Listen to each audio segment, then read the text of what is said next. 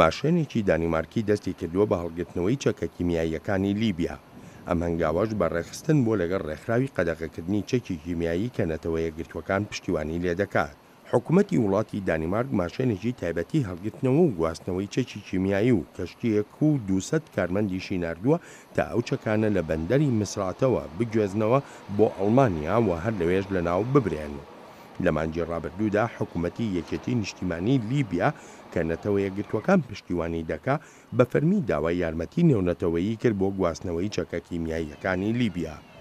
لە ساڵی 2004دا کاتێک لیبیا دەستی کرد بە لەناوبردننی چەکە کیمیاییەکانی ڕایگەیان 24,700 تۆن گازی خەردەل و 1309 تەن مەتریاڵی تری کیمیایی و هەروەها زیاتر لە 3000 بۆمبی تریشی هەن کە کیمیاییان تیادایە.